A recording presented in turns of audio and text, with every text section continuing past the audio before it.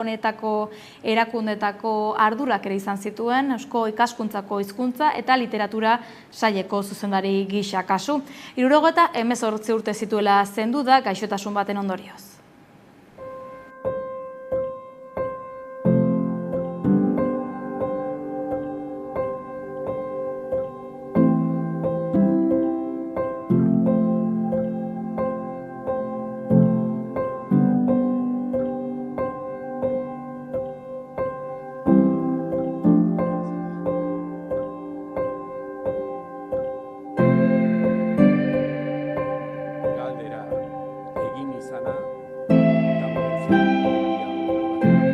Katea ez dela tekniko ikusten eta euskararen etorkizuna ere ez. Viva la música eta gora euskara.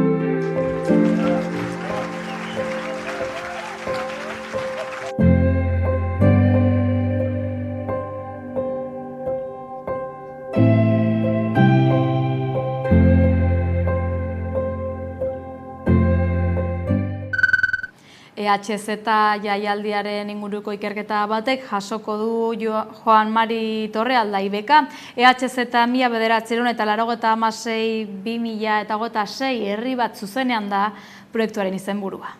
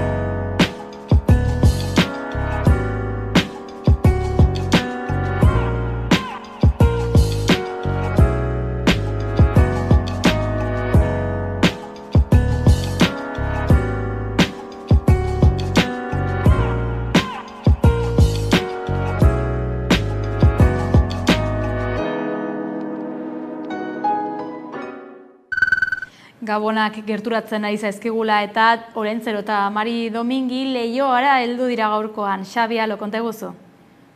Olentzero eta Mari Domingi heldu dira Leioara, alkateak egin die harrera eta Gabonetan herrian izango diren ekintzak azaldu ditu. Aipagarriena aurten elur bola handi bat, haurrak eta helduak barrura sartu eta elur artifizialarekin jolastu ahal izateko.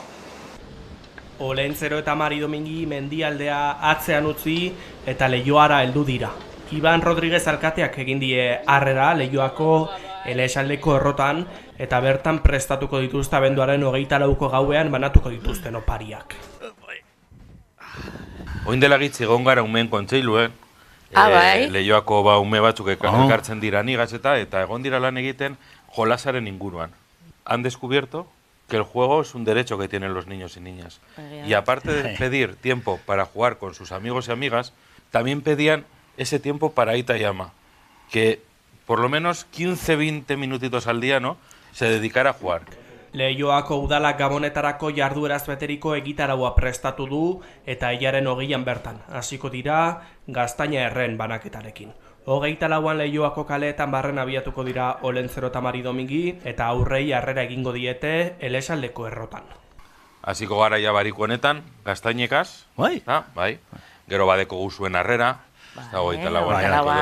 eukiko dugu zuen harrera, eta gero badeko guz bebai urteari amaiera moteko bebai, kanpai txikiak. Horietaz gain umeentzako hainbat tailer eta ikuskizun antolatu ditu Leioako udalak eta aurten berrikuntza moduan elur bola handi bat jarriko dute.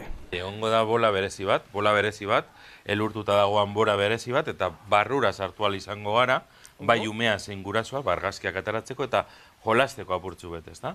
Egongo da erdialdean zehar, egun bakoitzan joango da mugitzen. Bai udondotik hasiko da, gero Euskal Etxe plazara doa, eta gero amaitzen dau hemen Jose Ramonak etzen. Beraz, 3 kokapen eukiko dauz, eta benetan zeo zer diferentea. Eta Hori bai da, diferente bai, ez da? Eta argazkiak ateratzeko eta, nik uste dut gauza politez. Programazio horri guztiari Leioako Udal Kontserbatorioak antolatutako Gabonetako kontzertuak gehitu behar zaizkie. Donostiara goaz jarraian izan ere pasaden larun batean ate irekien jardunaldiak burutu baitziren Tabakaleran. Abenduaren 13an eta 14an Tabakalerak ateak ireki ditu normalean itxita dauden ateez bestalde geratzen dena bisitarazteko. Asteburuan zehar edonork aukera izan du kultura garaikideko zentroaren txokoak arakatzeko. Artisten gunea eta bertako egonaldi programari esker lanean ari diren sortzaileen jarduna ezagutzeko eta askotariko ekintzetan parte hartzeko. Erakusketetatik hasi eta sorkuntza tailerreraino bertako eta nazioarteko artistekin hitzaldiak, zuzeneko ikuskizunak eta askoz aukera gehiago ere egon dira. Irekien asteburuak Tabakalera definitzen duen mundu artistiko eta kulturalaren ikuspegi osoa eskaini du 2 egunetan zehar. Ostiraleko jarduera programa Elias Kerejeta Zine Eskolan hasi da bertako ate irekien jardunaldiarekin. Arratsaldean Tabakalerako artisten guneak ateak ireki ditu, bertako artista egoiliarren estudioak bizitatzeko parada eskainiz. Ate irekien 2 egunetan publikoak gune horretan lanean ari diren artistak ezagutzeko aukera izan du, bai eta egonaldi programen bidez garatzen ari diren proiektuak ere. Programa propioak zein beste erakunde batzuekin elkartrukerako edo lankidetzarako proiektuaren emaitzak aurkeztu dira. Abenduaren 14an larun batean egintzaleak 2024 egitearen kulturari buruzko topaketa izan da, non teknologiaren, sormenaren eta ezagutza partekatuaren inguruko lankidetze praktikak biltzen diren urtero. Tabakalerako zinemak ere bat egin du ate irekien asteburuarekin. Zinema ikasleen lanak ikusteko saio berezia eskainiz. Nest 2024 topaketaren film labur irabazlea ikusteko aukera egonda, eta urtengo edizioko making ofa ere aurkeztu da. Guzti hau musikarekin girotuta egonda DJ Nayu, Putasamak eta Lamia Mariren emanaldiekin. Abian da Fermin Muguruzaren mundu bira, Biarritzen ospatu zuen lehendabiziko kontzertua eta bertan izan zen Koldo Otamendi. Fermin Muguruzak Biarritzeko Atabalaretoan abiatu du kontzertu bira. Inigo Muguruza anaiak 60 urte beteko zituen eguna probestu Muguruzak bira abian jartzeko. Horrela anaiari kinu eder bat eginez. Atabalaretoan lagun eta musikariekin bat egingo du bira abian jartzeko. Eta datorren ostiralen eta larun batean abiatuko da bida ofizialki Bilboko Miribilan eskainiko dituen 2 kontzertuetan. Gerora, 2025an mundu mailan ariko da kontzertuak eskaintzen, azaroan Iruñan amaitzeko kontzertu bira erraldoi hau. Datorren erreportajean, Atabalaretoan bizitakoa ikusteko aukere izango duzue. Hemen, Hamaika Telebistan.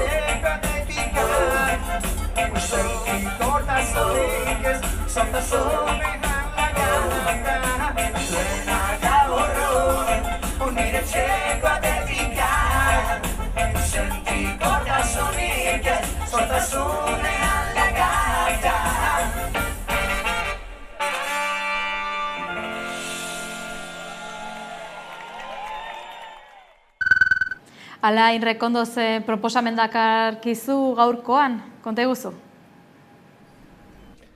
Kaixo, gaurko saioan, Eguberriak bertan ditugula gure zai, gomendio desberdin batzuekin etorriko gara, zineak askotan Eguberriaren inguruko lan ugari egin ditu eta beti ditugu telebistan eta zinetan Eguberriko tematikarekin lotuturiko film desberdinak. Baina gaurko kasuan 5 gomendio desberdin ekarriko ditugu Eguberritan kokatutako istorioak, baino Eguberriak ez direnak historia nagusia. Beraz, 5 gomendio pixkat desberdinak Eguberri hauek disfrutatzeko, ez? Lehenengoa izango zen Tangerine deituriko filma, Sean Bakerren zuzendariaren debuta izan zana, gaur egun, Anola filmarekin fama handia irabazi du zuzendaria, eta bere debuta iPhone batekin grabatutako filma dena, eta Gabon gau baten gertatzen dena. Bertan, bi prostituten gora berak jarraitzen ditu, hiriaren zehar, gau baten zehar, eta behaien bizimodu zaila dena erakusten diguna. Beti ere bere ikuspuntu optimista batetik eta luminoso batetik, baina drama pertsonal hori kontatzen. Film oso interesgarria eta filmein plataforman eskuragarri dagona. Bigarrengo kasua, The Silent Project filma izango zen, 1977ko film bat dena, kasutan thriller poliziako bat dena. Berriro ere gau bakar batean gertatzen dena, eta Gabon gau batean lapurketa bat kontatzen duna, banku batei egiten zaion lapurketa bat, eta bertako langile batek nola ikusten duen aukera, lapurketa hortan biktima izan beharren, abantaila ateratzeko. Esan bezala, oan dela 50 urte zuzenutako filma, baino gaur egun oraindik ikusgarri suertatzen dena eta benetan interesa oso ondo mantentzen duela. Berriro Filmin plataforman edo Amazon plataforman eskuragarri da ona eta bertan gomendio desberdin bat. Eta gomendio desberdinetaz hitz egiteko, Al Interieur film frantsesa aipatuko dugu hain, ekstremismo frantses zinearen barruan kokatutakoa, beldurrezko filma, eta oso gorea eta ekstremoa dena, ez? Berriro Gabon gau baten bakarrean gertatzen den historia kontatzen diguna, emakume bat agurdun dagona, bakarrik pasatzen duna gaua, Gabon gaua hori, eta bertan sufritzen duen inbasio bat, eta esan bezala film oso interesgarria zinematografikoki, baino agian ikusle guztiarentzat ez dena, ez? Beldurrezko eta estremisto zinearen barruan kokatuko genukera. Laugarrengoa, berriro ere guztiz aldatzen dugu estiloa, eta Tokyo Godfathers film japoniarra gomendatuko genuke.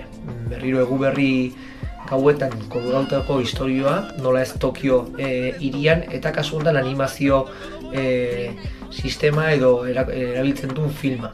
Fantasia mundu bat kontatzeko, nun kalean bizidian 3 pertsonai desberdinek, agur txiki bat aurkitzen dutena kalean, eta hauen gurasoak aurkitu behar dituzte, esan bezala fantasia historiak kontatzen digula, eta animazio munduan maisulan den filma. Film oso gomendagarria, artistikoki ikusgarria dena, eta esan bezala berriro ere, Eguberritako espiritu hori oso barneratuta duen filma, baina historia nagusia beste bide batetik dijoana, ez? eta azkenekoa izango zen, berrien den filma, Boiling Point, oain dela pare bat urte estrenatuko filma, ez una arrakasta handia izan, baina iritzaitena benetan ikusgarria den filma. Kasu honetan berriro ere Eguberritako Gabon gauetako gau bat kontatzen du, ez bakarrik gau bakarra, baizik eta filma, denbora errealian kontatuta da ona, plano sekuentzia bakarra erabiltzen du film guztia, eta restaurante baten zerbitzu bat kontatzen diguna. Bere jabearen ikuspuntu nagusitik, baina restaurante hortan bai lan, bai zerbitzua jaso egiten duzen bezeroen historia desberdinak kontatzeko, eta izenburuak esaten duen bezala, temperatura gorakari joana, tentsioa ere, eta benetan ikuslea lortzen duna, tentsio hori bizitzea eta estres hori, restaurante baten estres hori zein dan bizitzea beste ikuspuntu desberdin batetik, ez? Berriro ere Eguberritanko kontakoa, baina historiak ez di jona, beti izan diren ikuspuntu klasiko horietaren bidetik. Beraz, hor bost gomendio desberdin, Eguberri hauetan zinetaz izutatzeko, eta horrengo arte.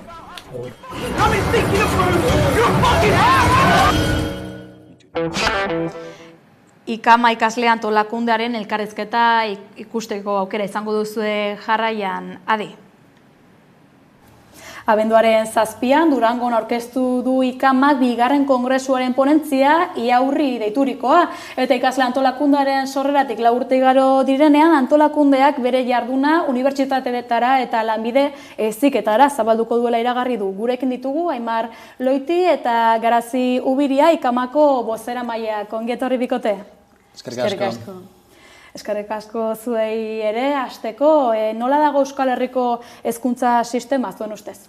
Bueno, iaurri ponentzia hain zuzen ere hortik abiatzen dugu. Ulertzen dugu hezkuntza dela estatuaren egitura edota zutabe garrantzitsuenetariko bat, izan ere badu gaitasun bat betikotzeko eta erreproduzitzeko orden sozial bat. Eta zentzu horretan uste du gaur egungo hezkuntza sistemak erreproduzitzen duela hezkuntza sistema kapitalista cis-heteropatriarkala, eta zentzu horretan sortzen dituela etorkizuneko langile, emakume eta gizonak, eta hori, ezaugarri nagusienetariko bat badela hezkuntza merkantilista bat. Eta horrez gain, Euskal Herrian hezkuntza sistemak hartzen du forma bereizi bat, izan ere Frantziar eta Espainiar estatuen menpe gauden herri bat garen heinean, bertako kurrikulumak inposatzen zaizkigu, eta bada egungo hezkuntza sistema deskribatzerako orduan azpimarratu behar den ezaugarritako bat. Eta nola eragiten die ikasle hezkuntza sistema honek ikaslei berai? Aimarrek ongi aipatu bezala hezkuntza sistema estatuko zutabe nagusia izanik ikasle hauek aipatutako zapalkuntza guztiak zuzenean jasaten ditugu. Eta, hasi beharko ginen definitzen zer den guretzat erdigunean jartzen dugun ikasle subjektua. Ikasle gara hezkuntza sisteman bitartean gauden bitartean ikasle subjektuaren parte gara, baina gure ikasle subjektua ere bai gazte subjektuarekin bat egiten du, gazte garen bitartean bertzen nolabaiteko zapalkuntzak ere jasaten ditugulako. Gazte izateak berak ere badituela zapalkuntzak diozue, esaterako ikasle izaterakoan nola eragiten die horrek? Dizue. Egia da ikasle izateak suposatzen, realitate ezberdinak daudela hezkuntza eremu bakoitzean, ez dela berdina lanbide heziketako ikasle izatea, maila hartainetako ikasle izatea eta unibertsitatetako ikaslea izatea, eta bakoitzean, eremu bakoitzean irakasleek eta hezkuntzak berak ikasleengan eragin desberdina duela. Adibideat jartzearren, irakasleek eta gurasoek ez dute hainbeste eragin ikasleengan maila hartainean, eta badute eragina maila hartainean, baina ez unibertsitateetan irakasleen eta gurasoen papela ez da hain inposatzailea edo ikasleengan, eta aldi berean unibertsitateetan ikasle izateak suposatzen du gazte izateak dakarren zapalkuntza bereziki ekonomikoak, esaterako unibertsitateko matrikulaz gain ordaindu behar direlako etxebizitza bat, eta gaur egun etxebizitzaren egoerak zuzenean zeharkatzen du ikasleria, garraioa unibertsitateko kanpusetara joateko eta bar. Duela 4 urte sortu zenuten ikama eta 4 urteren ostean esan bezala zuen jarduna zabaltzea erabaki duzue, Aimarrek aipatu duen bezala, bai unibertsitatetara eta baita gizarte lanbide heziketara hobeto esan da. Orain hartu zuen erabakia izan da edo sorreratik datorrena da? Azken kongresoan aipatutako, ateretako ondorio bat izan da, ez genuela ulertzen ongi zergaitik bigarren derrigorrezko hezkuntzan gure jarduna eten behar zen, eta horregatik aurrera pauso bat eman dugu gure jarduna unibertsitatetara eta lanbide heziketara ere bai zabalduz. Orduan erraten aldugu azken urte honetan kongresoen amaierako ondorio bat izan dela eta ez 4 urte hauetan zehazki ateratako ondorio bat. Lehen aipatu dituzue ikasleen zapalkuntzak eta nola hezkuntzako eremu desberdinetan zapalkuntza horiek ere desberdina diren, egoerak ere desberdina direlako bai unibertsitateetan, baita bigarren hezkuntzan, eta hau kontuan izanik nola jarduteko asmoa duzue bai unibertsitate eta lanbide heziketan, desberdin jokatuko duzue eremu bakoitzan? Aipatu bezala realitateak desberdinak dira hezkuntza eremu bakoitzean. Antolakundeak berak ere forma desberdinak hartzen ditu eremu bakoitzean eta realitate bakoitzari erantzun bat eman behar dio eta beraz koiunturara eta realitate berara egokitzerakoan forma desberdinak hartuko ditu eremu bakoitzean. Baina, beti ere dinamika edo jardun propio baten baitan lurreratuko dugu jarduna eremu guztietan. Eta hori lortzerako bidean, zein izango da zuen hurrengo urratsa? Behin ikama berria aurkeztuta, orain egiten ari garena da ikastetxeetan eta kanpusetako fakultateetan aurkezpenak, eta zentzu horretan helburua izango da ikama bera sozializatzea, ezagutzera eramatera eta kongresuan ateratako ondorio eta gako nagusiak ezagutzera eramatera. Eta horren ondoren badugu mugarri bat, hain zuzen ere martxoaren 20an, Euskal Herriko hiriburuetan mobilizatuko gara ikasleok aldarri nagusi bezala independentzia harturik. Izan ere uste dugu ponentzian jasotzen dugun helburu edo mugarri, amaierako mugarri horretara iristeko, hezkuntza sistema publiko eta komunitariora iristeko hezkuntza propio baten beharra badugula, eta horretara iristeko independentzia dela Euskal Herriak behar duen tresna.